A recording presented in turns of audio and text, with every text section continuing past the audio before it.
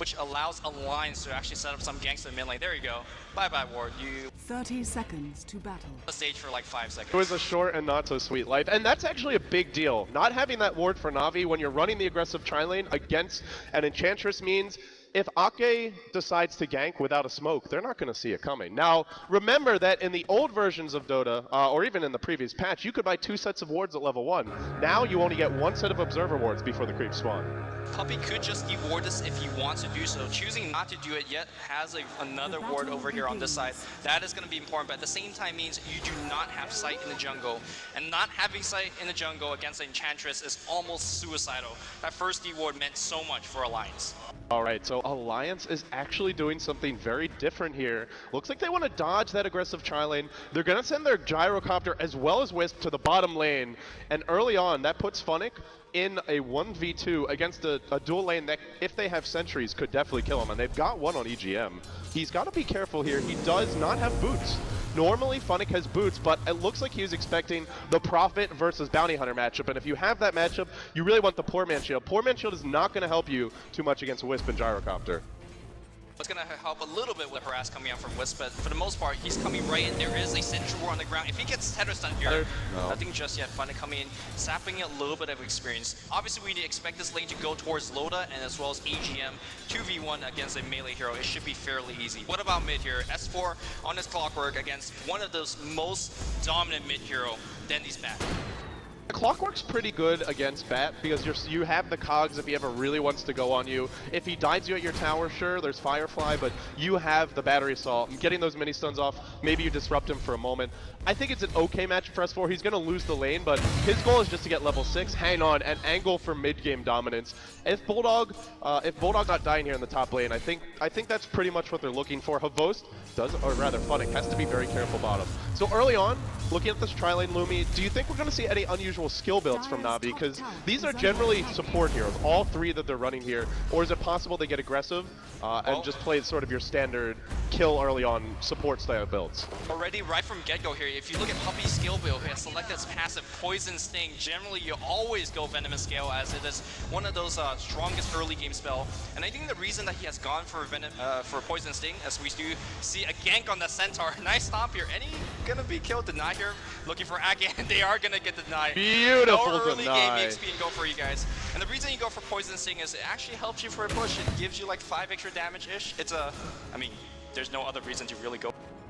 Yep, basically you can hit each creep once and then they'll slowly tick down. Whereas if you go for the Gale, you're not going to spam it. Gale, very expensive in terms of mana at the early levels. We'll see Funnick pick up a nice regen rune. I'll head back to the bottom lane. So if you're Alliance, your goal is to not fall too far behind in the laning stage. You have the mid game to fall back on, and so far they're not dying. We see Ake getting good levels out of the jungle. You look at Navi's tri-lane, and their supports are both level 1. S4, in terms of the middle lane, sitting 11-1 to the 12-3 of Dendy. I think everything's going quite well here for the Alliance. The pressure is on Na'Vi, not on the Alliance.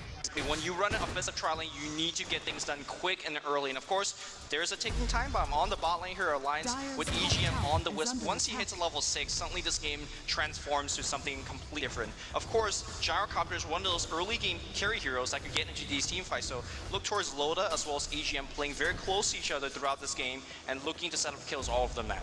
Alright, Ake smoked up, heading towards the middle lane. Dendy, no mana right now. The courier's about to come in. It should have his boots as well as his bottle. And this might be an opening, but he's head up to the high ground. And it looks like the moment may have passed. Rocket coming in, canceling Dendy's bottle charge. Ake will decide that's not a good gank. He'll back off, and he's going to head back into his own jungle. Does he actually want to make it go on top? Because this is not a very strong ganking combo. I think he's just going to sit back here. Get Kuroki somewhat out of position with the Centaur stomp. He does have a clap creep now as well here.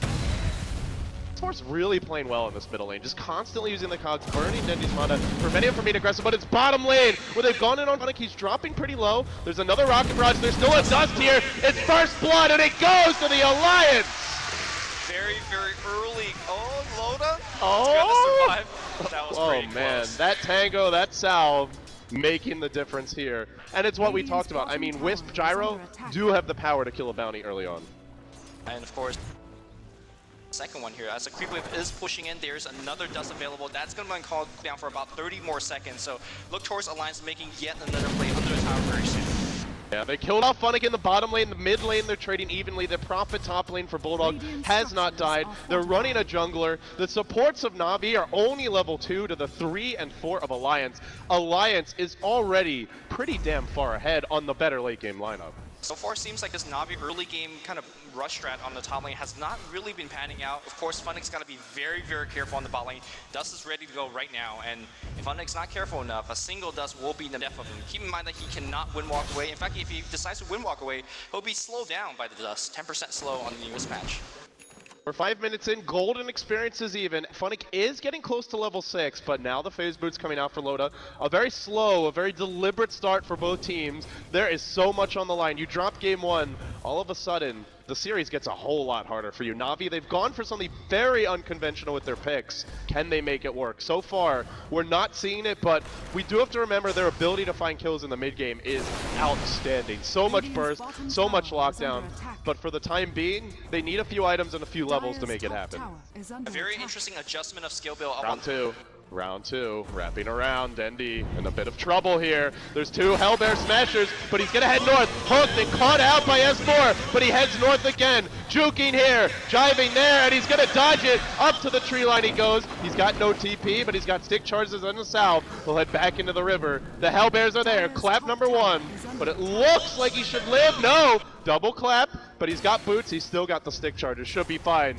Meanwhile, Rocket's gonna hit, cancels the south, Dendy, dropping precariously low, but... Meanwhile, on the top lane, it looks like they made a go on Bulldog. He's forced back to base, but now gets his boots and has 600 gold.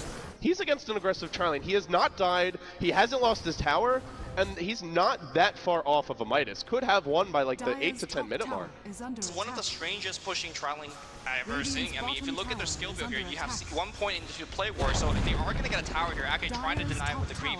You also have Kuroki getting a point in early Gravekeeper's Cloak, expecting some kind of early game dive, but with a tier 1 tower going up down, I think we are going to see Puppey as well as Kuroki starting to make some rotation towards the lane. Yeah, meanwhile, the ticking time bomb you spoke about, EGM in an aggressive dual lane as a Wisp is already 1 level from 6. And then you have to look at Na'Vi. Havost pretty survivable with his phase boots, but Puppey, 560 HP at max with just basic boots, Kuroki, 682, and the Gravekeeper's Cloak to help keep him alive. These heroes, if they get caught by relocate, they're just dead. I mean, they are flat out not going to live through that. It's very important to get basically 4 stabs or blink daggers, any kind of instant mobility items to get you away from those. And in order to do that, you need to farm. And you look at their supports, they're not getting a whole lot. Exactly, they're not getting too much ganks off, they're not getting too many tower kills, and because of that, under level, under farmed, Na'Vi struggling on this early game. When DK beat Alliance, they were doing quite well. They were winning every single lane, so Na'Vi definitely not going down that route to secure a win. Let's see how they could do it. But this is a very kind of classic Na'Vi lineup in the sense that it can snowball really hard, and that's what Na'Vi's always been about. Aggression in the first 10 to 20 minutes of the game, sometimes even in the first 5. So far, the aggression yet to come. 8 minutes in, but you gotta know it's only the calm before the storm. And here comes S4, level 3 battery assault, the more aggressive killing build. He wants to find a pick. He's up in the Na'Vi jungle, hunting, heading towards the bottom lane. A Funnick, level 6. There's some TPs on Na'Vi. Oh, Funnick gonna be spotted out, but there's no gem here. And now the rotation coming in from Ake. He'll pick up a creep as well. They're gonna rotate Puppey off the top lane. Both teams now Ake healing up, Funnick driven back. They're not going to find any kills yet, but with the dust that should be on the Wisp, yeah, there still is a dust charge. If they try to go again, it could go south, but here they go. On to Ake, DD for S4. Ake dropping fast, he's going to fall, but S4, he's found Funnick, now tethered, blown up by the Ake creep, fighting from beyond the grave. Now Kuroki, sprouted, locked in place, but here comes Big, bad Dendy, but no, it's too much damage from Loda. 3-1. Already Na'Vi on the back foot. Just talked about Loda generally not liking to join early game fights because he wants to farm, but this game making the quick rotation, helping out his allies. Of course, EG game came first, and of course, even though there was a track kill that went the way of Na'Vi, it was like a 1 or 2 person track kill, so Alliance coming out ahead, and they are staying ahead because they are winning every single lane.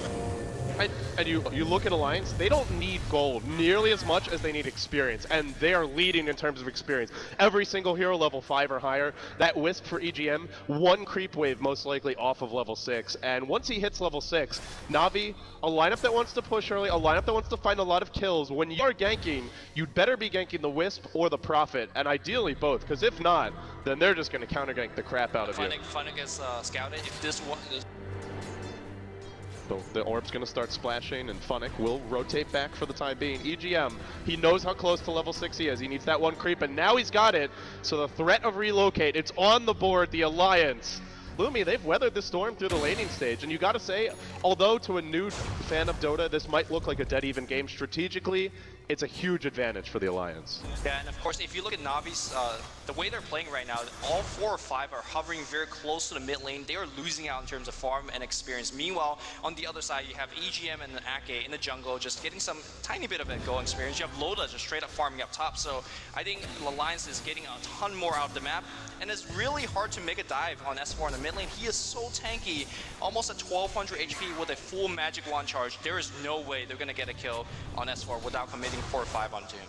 Yeah, they have to blow a lot, and I think it's worth it to blow a lot if you can secure a kill, but if you go on S4, then that's where relocate comes. The Prophet ult now online for Bulldog. They have to dive those counter gankers, and even S4 is a counter ganker because all the towers are up, aside from the tier 1 top.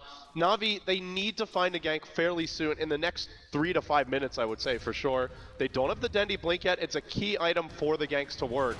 But while they sit back, Loda's rushing a BKB, and if he gets one, you look at Na'Vi, and you talked about physical damage and their lack of it, and that hasn't changed for me. Funnick just has a bottle, boots, a poor man shield. He doesn't have any damage items. Nobody really does. There's a little bit of damage coming from Havost, but if he gets a BKB on this gyro, Na'Vi are going to have a very hard time killing Loda. Havost only gets that physical damage when he levels up and max both his smaller spells, the Wave of Terror as well as Vengeful Aura, but she's nowhere near the levels that she needs to be. Bulldog just chilling bottom lane. Funnick though, he's going to start here with the Janata now, applying the right clicks, but there's a Sprout on Funnick. He might be in trouble. S4's rotated in. No detection yet. Here's your relocate. They really want this pesky bounty hunter, and they'll find him. The Alliance, they got poked, and they bit back hard. Getting a free kill basically on the bot lane and not losing any kind of momentum anywhere else. There's no push in the mid lane. Perhaps we're going to see right into mid. Here we go. They're looking for 2. Hook to fly. They pop Puppy as well. Calldown's coming in. Dendi's down. 6-1. Alliance already out of control. Barreling down the middle lane. This is looking bad for Na'Vi. We said in the early game drafting stage that if Alliance wins, just come out even. In the early game phase, they will just be unstoppable during the mid game. Not only have they came out even, they've done so much more. They're winning by the kills, they're winning by experience, they're winning by gold. Alliance is about to take a tier 1 tower. And how do you stop this? Gonna go on the S4 on the mid lane. Tower is already dead and looks with a tether stun. Oh, Swap coming back in here. Can they get a kill on S4? They're blowing everything onto him, and they are gonna get the kill. That was very important. A 4-man track kill. Funnick doing his work, and well, Na'Vi find something. And the one guy that really would have liked that extra 50 gold is Dendi, of course. He's getting closer to his Blink Dagger. He will have it soon. Na'Vi definitely have a few more runs of aggression in them. And every time that a gank works, every time they get a couple of heroes with a track kill, they extend their lease on life in this game. They're not out of it yet, but they're the ones who have to force the fights. And if you're Alliance, you can take fights, but you don't have to. If you're Alliance, you want to be careful though. Track Gold has a way of sneaking up on you. All of a sudden, Funnick shows up with drums, with phase boots. The next few fights later, he's got a BKB, Dendi's got a 4-staff, then Boots of Travel. It creeps up on you, and then all of a sudden you're like, man, where did all those items come from? I thought we were winning this game. So for now, Alliance ahead, but they will want to play it safe, and one of the big items that will allow them to play it safe is going to be this BKB on Gyro. It's coming very, very soon. Because of that, I feel like Na'Vi basically have about 1 minute or 1 minute 30 seconds make something happen on the map, because once BKB's up on Gyrocopter, and now because of there's a mech up on the Emerald Bulldog as well, there is just nearly non-adaptive on Na'Vi to do anything. How do you kill Loda? And meanwhile, of course, when you're not killing him, he's killing everybody else with the call down on max flat cannons. Yeah, and then the other thing is, a lot of these heroes really don't do much against that BKB. You look at Visage, he has Familiar Shore, he's got a mech to help keep his own team alive, but most of his damage is the Soul Assumption in the early to mid game, and he's not going to be hitting that hard. Puppy, virtually useless against BKB heroes unless he gets off a Gale and advance. Here they go though. Havost, easy pickings for S4. Brought down by a hook, jams it in. And now it's 7-2. Havost, he's their one position player this game. I mean, you look at some of these other heroes, maybe they can carry the load, but he's really the only physical damage dealer, and that death, not going to help too much. Both going for SMY, and either that give just a little bit of something in all categories. It could be an Ag Scepter, that's the other possibility. The S and Y, It does look like an Ag Scepter. if it's an Ags, I mean, the nice thing with an Ags Venge is that you have Nether Swap constantly available for fights. The cooldown is only 10, but it doesn't necessarily help you if the Alliance have the superior 5-man. Of course, what does Ag Scepter do for you? Against Loda, for example. When you swap in and then you die, because there's so much focus fire on Alliance's part, but they will try to make something happen. That swap was what gave them the kill on S4 on the mid lane, but if you look at the Alliance, when they could Roche, they will Roche, and there's just no way that Na'Vi can stop this. Roche is dropping fast, but Dendi wants to contest. He's coming with Firefly. Are we going to see an Aegis steal? Roche is low, not dead yet. They're backing off, they're going in. He can't make up his mind, and now it's too late. Firefly's over, S4 back into the pit, covering his team. Roche to fall, it goes to the Alliance, the Aegis on the Loda, and now a hook on him. He's overstayed his welcome here, swapping in Kuroki. Kuroki says, get me out of here, man, and he can't. He'll fall. It's a headlong retreat now. Bulldog teleporting forward, creating another base of attack. Now a call down to Fly. They've lassoed Bulldog. He's still alive though. He's not even dying. 3 dead. No track kills for Na'Vi, and they're not going to get any. Make it 4. Na'Vi down 2-11, and they're gonna GG! Oh my god! GG! 16-minute GG, and they're gonna get that final last kill. Alliance just dominating Na'Vi. 3-time finalists, but it does not matter at all. The Alliance not even slightly phased. Na'Vi went for a very unorthodox strat. Very little access to late game. Heavy pressure on the laning stage, and the Alliance weathered the storm, took the advantage early, and they never looked back. Alliance have never looked this strong, winning a game for one of the biggest and strongest team out there. What can Na'Vi do for game 2? What can they pull out? That was, I don't know if I called a pocket strat, but a very unusual draft from them. So obviously, Na'Vi, we don't expect them to do something similar again. It's not like they brought their bread and butter and then Alliance just destroyed it. They brought something unusual, it didn't work. Now we're gonna have to see what they do though, because when they got Wisp,